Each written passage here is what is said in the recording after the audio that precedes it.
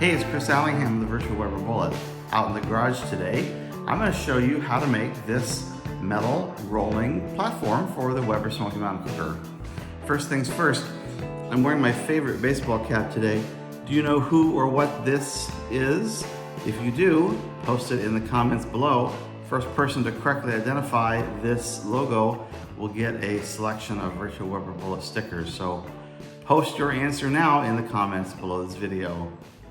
Okay, let's get started.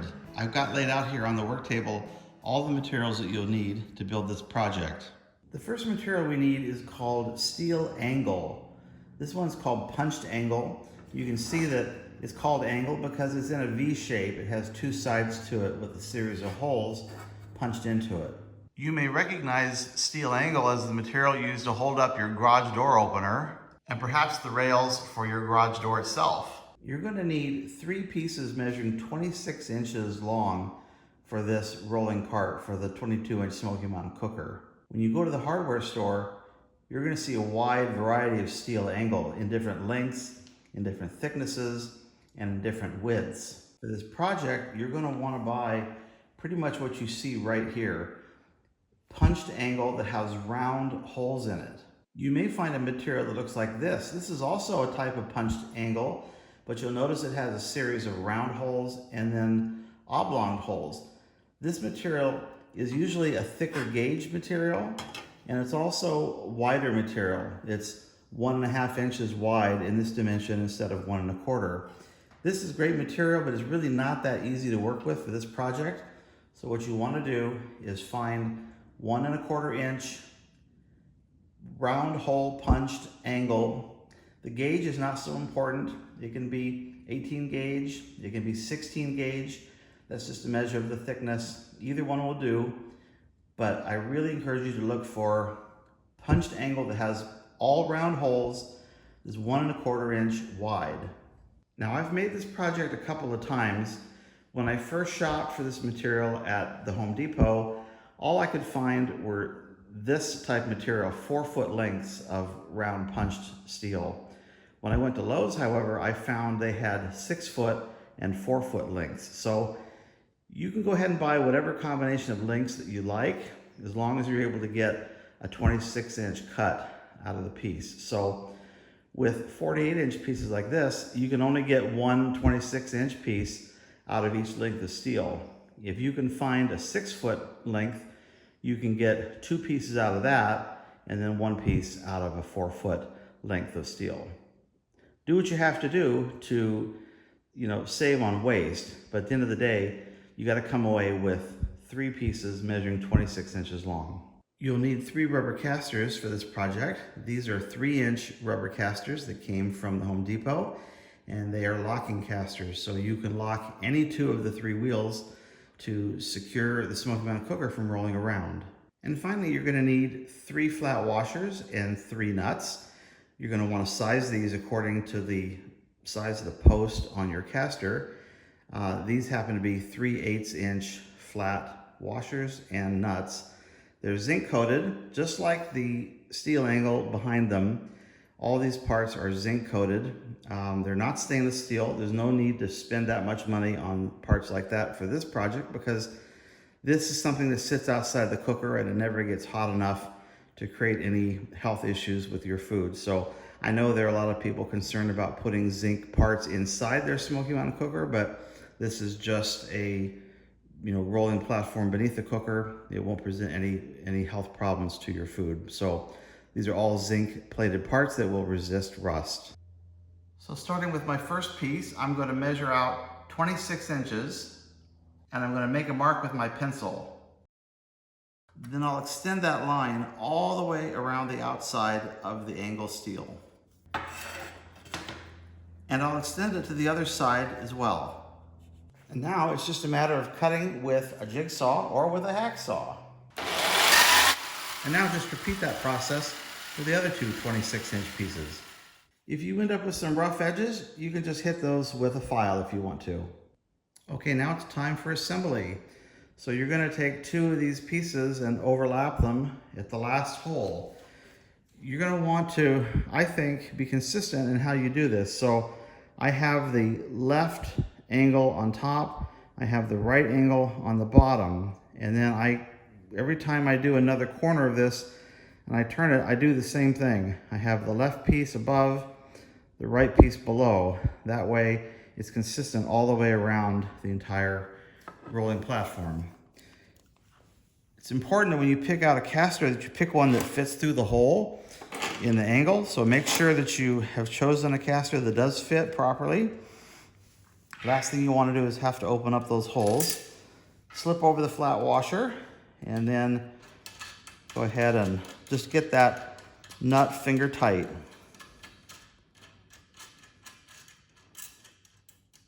You don't really have to be too fussy about laying out this first angle correctly, because that's all going to be taken care of when you put the other casters on the other corners. This is a equilateral triangle, so it's going to be equal on all sides. It'll be a perfect triangle when you have all the casters installed. Now jumping ahead, I've installed the other two casters on the other two corners of the triangle. They're all finger tight. And now all I have to do is come in with a wrench, just hold the bottom of that caster steady and tighten up the nut.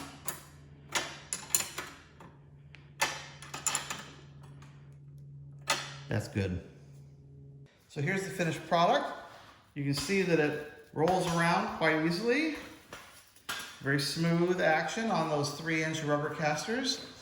It's a very easy project to do yourself. If you want to clean it up at this point, you could hit it with some glossy black spray paint. That would shine it up nicely. This project cost me about $80. The casters are roughly $13 each, so that's about $40. And then the angle material in these 4-foot lengths was about $11 a piece. The nuts and bolts were nothing, 14, 15 cents a piece. The total with sales tax here where I live was roughly 80 bucks. If you can get the longer 6-foot length for 2 of the pieces you need, you may be able to bring that price down into the mid $70 range. Of course, your prices may vary where you live. Now all you have to do is just load up the charcoal bowl into the triangle. Just place one leg right here in the corner, tight up in the corner.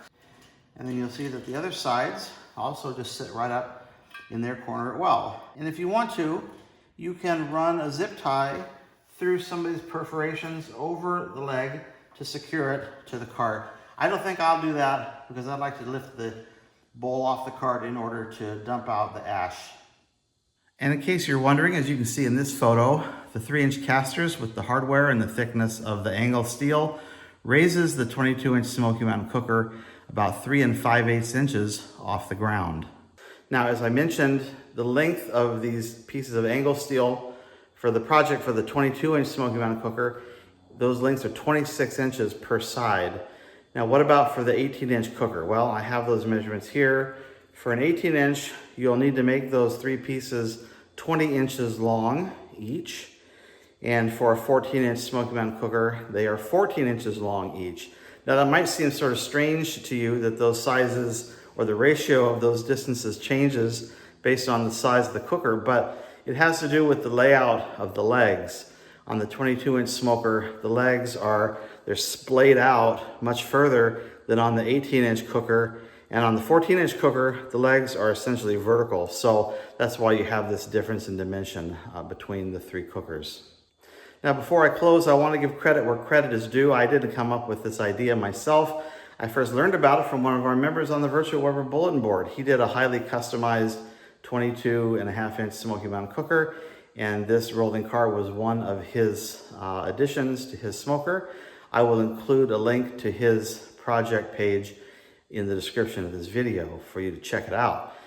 In the course of the conversation about his project, he mentioned that he in fact did not invent this.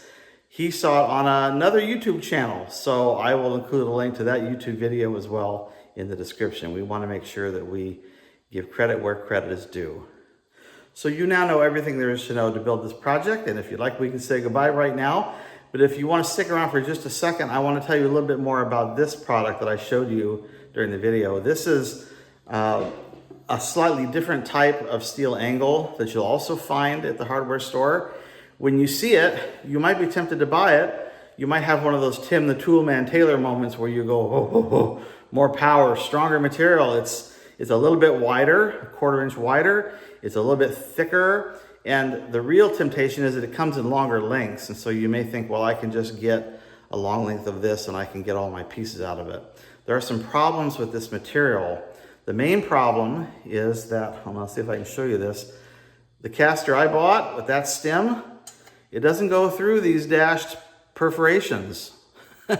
So in order to make them fit, you have to take a file and you have to file out these holes, because as you'll notice at the end, unlike the other material I showed you that was flat on the end and started with a round hole, this material has an oblong hole. In fact, more of the holes are oblong than they are round. In fact, what's weird is on the other side, they're oblong, and then every so often there's a vertical one. So when you match them up together, more likely than not, you're gonna end up with 2 of these oblong perforations, and the material just doesn't accept the size of the stem. So you'll have to take a file and file that out to make it work, which is just more work than you should have to do. So this is why I really recommend the round hole material. The other thing about this, because of the added width, is that when you go to put these 2 together, and I'll try to show you this. When you try to put these together, what you find is that you can't get the 2 holes to align. And that's because of the additional width of these pieces. So to make them align, you have to snip one of the ends like that. And now that you snip them, you can now get them to align. So, and this costs not a whole lot more, a little bit more than the material I've recommended to you. It is heavier and it is sort of sexier in the sense that it appeals to your, your sense of wanting to use the strongest, toughest material. But I think really to make this project easy, you're gonna wanna use just the 1 1/4 inch, 16 or 18 gauge perforated angle that has all round holes running down the entire length of the material. Well, that pretty much wraps up this project and this video. I appreciate you watching. I appreciate you very much. If you would like and subscribe to my videos, it helps other people find them. And if you'd like to help support my effort with these videos, please check out the description of the video. There's a link down there where you can make a donation via PayPal to keep this whole enterprise moving forward. So until next time, take care everybody. Bye-bye.